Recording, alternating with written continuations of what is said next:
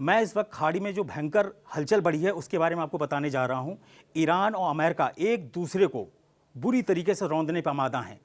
America ने अपने B-2 bombers को जंग में उतार दिया है। और मैं आपको एक चीज़ और बता दूं, ईरान ने बिल्कुल क्लियर बोल दिया है कि अगर हमें सफाया करोगे या हमारे ऊपर हमला करोगे या हमारे परमाणु ठिकानों पे हमला करोगे तो ईरान को हम बिल्कुल भी मिट्टी में मिला देंगे।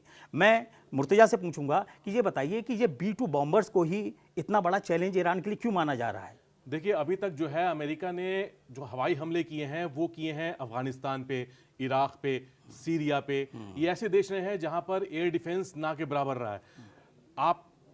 आपको एक फ्री हैंड मिलता था, आप जाते थे, जहाज उड़ाते थे और बमबारी करके आ जाते थे। लेकिन ईरान वो देश है जिसका एयर डिफेंस बहुत ज़्यादा मजबूत है और इसने दिखाया भी है पहले भी कि इजराइल जो है उसने हिम्मत नहीं की कोई ईरान की एयर स्पेस में अंदर जाए या उसे जाहिर तौर से इस तरह एक्शन ले कि ईरान जो है उस पर अटैक कर पाए। तो इसीलिए अमेरिका के लिए मजबूरी है कि वो एक स्टेल्थ बॉम्बर लाए और B-2 एक स्टेल्थ बॉम्बर है। उसने 6 बॉम्बर जो हैं इस वक्त डिएगो गार्सिया में उतार दिए हैं।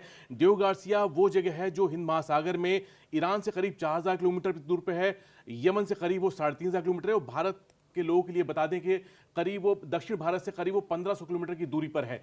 तो अब ये वो जगह है जहां से अमेरिका पूरे ना सिर्फ पश्चिम एशिया बल्कि पूरे एशिया में युद्ध को कंट्रोल कर सकता है, वहां से वो हमले लॉन्च कर सकता है। अब यहां पर B-2 उतारने का मतलब यह है कि अमेरिका जो है लॉन्ग रेंज बॉम्बिंग के लिए इस बेस को इस्तेमाल कर सकता है।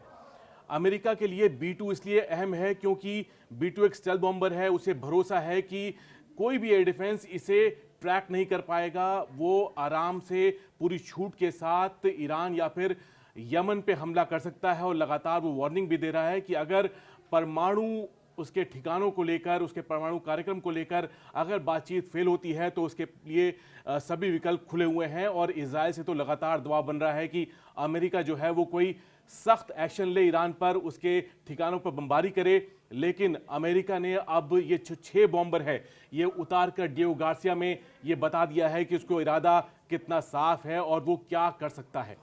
मैं एक चीज़ आपको बता दूं, हम आगे बढ़ेंगे और मुर्तजा से पूछेंगे कि किस तरीके से क्या अटैक होगा, लेकिन इस वक्त की कई बड़ी खबरें हैं, कई बड़े डेवलपमेंट हैं। सबसे बड़ा जो डेवलपमेंट है वो ये है कि ईरान के सुप्रीम लीडर अली खामनेई ने ट्रंप को सीधा टारगेट किया है और उन्होंने सीधा बोला है, केहन अखबार है ईरान का, उसमें एकदम क्लियर कट बोला है कि भाई अगर हमारे ऊपर परमाणु हमला हुआ या तुम्हारे परमाणु बॉम्बर्स हमारे घर के अंदर घुसे या अटैक किया या हमारे परमाणु ठिकानों पर अटैक किया तो हम अमेरिका को नहीं छोड़ेंगे। और ट्रंप को लेकर तो सीधा बोला है कि उनकी जो खोखली खोपड़ी है हम उसके अंदर गोली मारेंगे। ये खामनेई का बहुत बड़ा स्टेटमेंट है और इससे पूरे अमेरिका में हड़कंप बचा हुआ है। आपको एक चीज़ और बता दूं, खामनेई 85 साल की उम्र के हैं और उन पर इतना भयंकर प्रेशर है।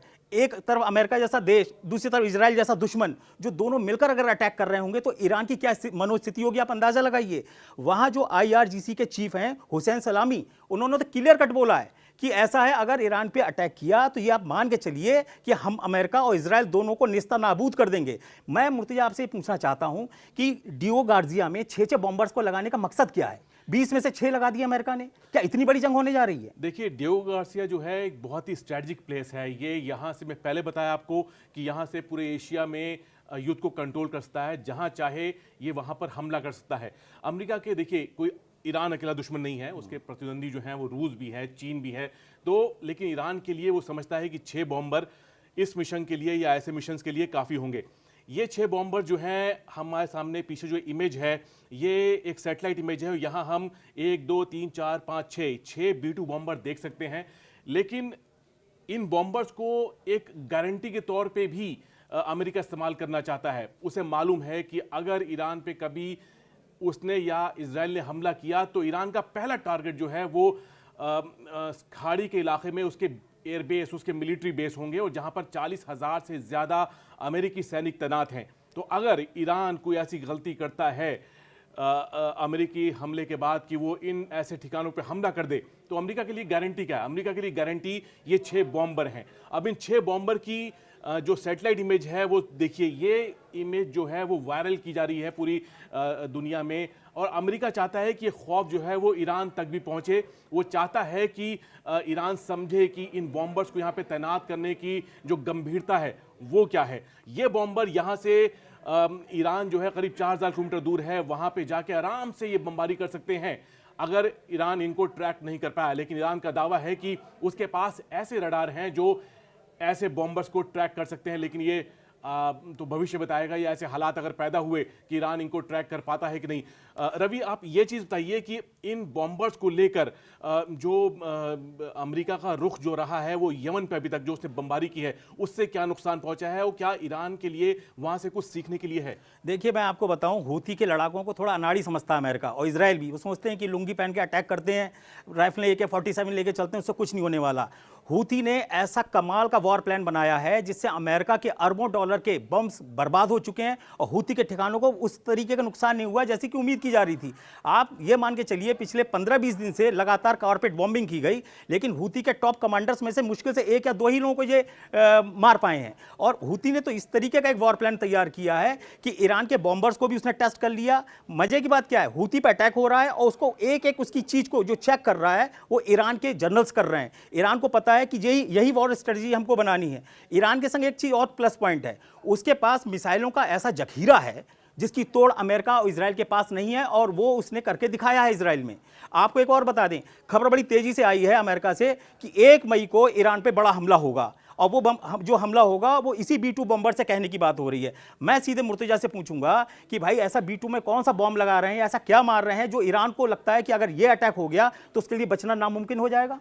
देखिए, हम 3 बंकर बस्टर बम जो है अमेरिका के देख सकते हैं। GBU-28 है, GBU-72 है, GBU-57 है।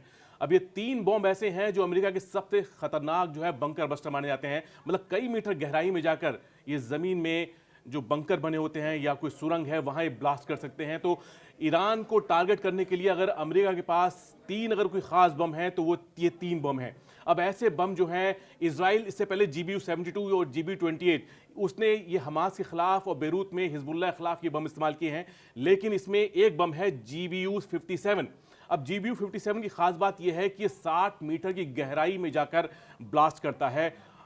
और सबसे बड़ी बात यह है कि GBU-57 वो बम है जो सिर्फ B-2 में तैनात किया जाता है, मतलब B-2 ही इससे लैस किया जाता है। तो अगर ये बम ईरान पर इस्तेमाल किया गया तो समझ लीजिए कि ईरान के लिए उसे झेलना आसान नहीं होगा। और ये बहुत ज़रूरी है कि ईरान के परमाणु ठिकाने जो हैं या उसके जो सीक्रेट बेस हैं वो इससे ज़्यादा गहराई में बने हों, ये ईरान के लिए बहुत ज़रूरी है। और एक बात अभी आप कहते हैं कि हूती ने किस तरह नुकसान पहुंचाया है, या हूती ये यमन पे हमले को लेकर जो अमेरिका है उसके लिए क्या चैलेंज पैदा हो रहा है। आज के हम लोग जो खबर एक बना रहे हैं और वो सबके लिए जानना बहुत ज़रूरी है, वो ये है कि अमेरिका में ये रिपोर्ट आई है कि सिर्फ 3 हफ्ते के अंदर अमेरिका ने 15,000 करोड़ के जो हैं बम वो यमन पे दागे हैं, और 1 महीने के अंदर उसका जो खर्चा आने वाला है, यानी कि जो उसका वॉर वाला बिल आने वाला है वो $1 बिलियन यानी 85,000 करोड़ से ज्यादा होने वाला है उसका। एक चीज और इंपॉर्टेंट बता दूं, अगर ईरान को ज्यादा नुकसान होगा तो याद रखिएगा कि ईरान जो है वो अमेरिका से ज्यादा इजराइल पर अटैक करेगा। वो भी अच्छे से जानता है, क्योंकि ईरान जो से और इजराइल की दूरी लगभग 2000 से 2200 किलोमीटर है। वहां वो अटैक आराम से कर सकता है। उसकी मिसाइलों के पास इतनी पावर है ईरान के पास कि वो आराम से इजराइल को ऊपर अच्छी तरीके से अटैक कर सकता है। इसलिए अमेरिका भी हमला करने से पहले ईरान पर 100 बार सोचेगा कि मान लो मैंने एक बार को अटैक करके उसको खत्म भी कर दिया तो ईरान तो इजराइल को नहीं छोड़ेगा। अगर इजराइल खत्म होता है या उसके ऊपर ज्यादा चोट पहुंच जाती है तो अमेरिका का सारा मिशन ही फेल हो जाएगा, क्योंकि उसका सबसे बड़ा साथी इजराइल है। अगर इजराइल ही नहीं बचेगा, उसका बैकबोन नहीं बचेगा, तो ईरान को हराने का कोई मतलब ही नहीं, ईरान को चोट पहुंचाने का कोई मतलब ही नहीं। तो फिलहाल हम अगली आपको बहुत ही जल्दी एक अपडेट देंगे कि आगे आने वाले वक्त में क्या हो सकता है, और हम और दोनों मिलकर अब आपको वॉर पे वो चीज़ें बताएंगे जो शायद आपको आसानी से आपको ना मिल पाएं। और 3 फैसले जो हैं वो अमेरिका के हाल में लिए गए हैं। एक फैसला देखिए टैरिफ वॉर को लेकर है, और दूसरा फैसला ईरान को लेकर है, और तीसरा फैसला B-2 को लेकर है। मतलब ये तीनों फैक्टर जो हैं अप्रैल में क्या आगे बदलाव लाएंगे, देखना दिलचस्प होगा। अगले 10 से 20 दिन ना सिर्फ पश्चिम एशिया के लिए बल्कि पूरी दुनिया के लिए बहुत अहम होने वाले हैं।